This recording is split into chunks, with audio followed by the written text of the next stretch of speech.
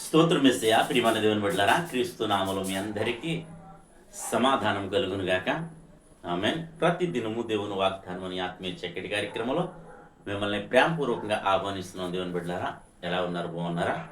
ఉదయాన్నే లేచారా? ప్రార్థన చేసుకున్నారా? వాక్యాన్ని కాసేపైనా మీరు ధ్యానించుకున్నారా అని నేను మిమ్మల్ని అడుగుతున్నాను. ప్రతి దినము అడుగుతున్నాను. ఎందుకంటే మరి గొప్ప దేవుణ్ణి కలిగి ఉన్న మనము, మరి గొప్ప గ్రంథం, పరిశుద్ధ గ్రంథాన్ని కలిగి ఉన్న మనము మరి దేవుణ్ణి స్తుతించే వారిగా ఉండి, అలాగే మరి ఈ గ్రంథాన్ని నిర్లక్ష్యం చేయొద్దు అని మీకు మరలా మరలా ప్రతి దినము హెచ్చరిస్తూ, ప్రతి దినము దేవుని వాగ్దానం అని ఆత్మీయ చక్కటి కార్యక్రమంలో వాగ్దానాన్ని చదువుతున్నాను.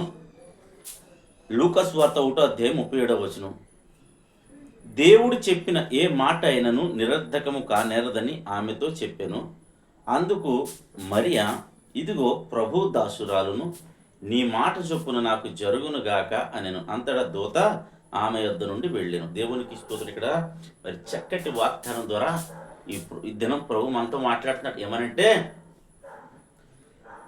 ప్రభు చెప్పిన ఏ మాట నిరర్ధకం కాదట. మరి అక్కడ దినం మరి మరియమ్మ గారు ఒక విషయంలో చెప్పుండొచ్చు, యేసు ప్రభు జననం కోసం. అయితే ఆ సందర్భంలో మనం ఇవ్వాల్సిన రిప్లై ఏంటో తెలుసా? మనం ఎదుర్కొంటున్న పరిస్థితుల్లో ఇవ్వాల్సిన రిప్లై ఏంటో తెలుసా?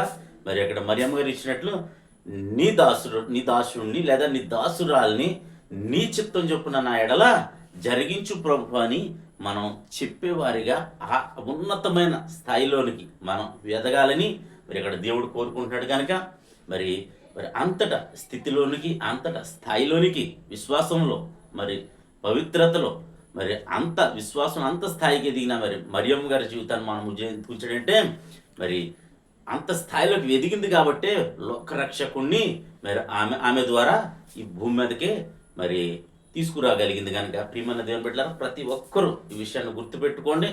ప్రతి ఒక్కరూ దేవుని చిత్తానంగా, దేవుని ఇష్టానుసారంగా మరి మనం ఉండాలని మరి దేవుడు కోరుకుంటున్నాడు. తద్వారా మరి దేవుడు చెప్పిన ఏ మాట నిరర్ధకం కాదు అని బైబిల్ చెప్తుంది. కనుక నీ జీవితంలో దేవుడు నీకు ఇచ్చిన వాగ్దానాలు కావచ్చు, సేవకుల ద్వారా వచ్చిన మాటలు కావచ్చు, నువ్వు బైబిల్ స్క్రిప్చర్స్ చదువుతుండగా మరి నీకు ఎదురైన సందర్భాల్లో దేవుడు నీతో మాట్లాడిన ప్రతి మాట కూడా, నిన్ను హత్తుకున్న మాట నీ జీవితంలో తప్పక నెరవేరుతుందని నీకు తెలియచేస్తూ దేవుడి మాటలు దీవించునుగాక.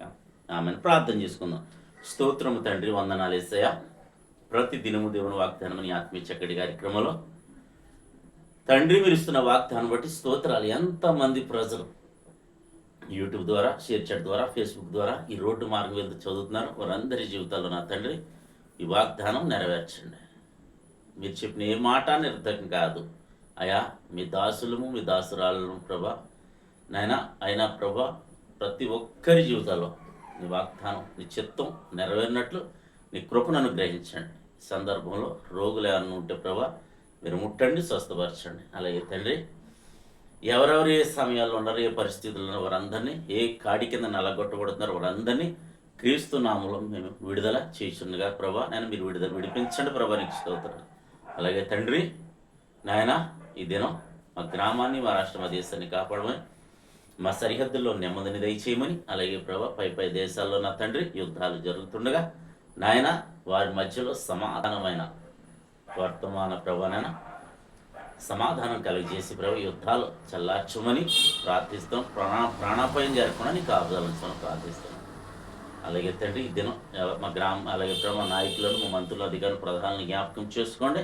ఈ దినం ఎవరైతే మ్యారేజ్ డే బర్త్డే చెప్పిన బిడ్డలందరికీ క్షేమాన్ని, సమాధానాన్ని సంవత్సరం అంతయు నీ దయ కిరీటం ఉంచమని ప్రార్థిస్తున్నాం. అలాగే తండ్రి చదువుకుంటున్న బిడ్డలకు మీరు తోడండి. 10th క్లాస్ ఎగ్జామ్స్ రాబోతున్నాయి ప్రభా అందరికీ మీరు నైనా తగిన జ్ఞానము దయచేయమని, నీ కాపుదలు ఉంచమని క్రీస్తు నామములో ప్రార్థన అడుగుచున్నాము తండ్రి. ఆమేన్. నేను నమ్ముతున్నాను ప్రియమైన బిడ్డల, ప్రభు మనందరితో మాట్లాడి మనల్ని బలపరిచిన విధానం బట్టి ఆయన స్తుతించండి, ఆయన కనపరచండి. అలాగే విశ్వాసంలో మరి బలంగా ఉండండి అని మీకు తెలియజేస్తూ దేవుడు నిన్ను కుటుంబాన్ని దీవించునుగాక. ఆమేన్.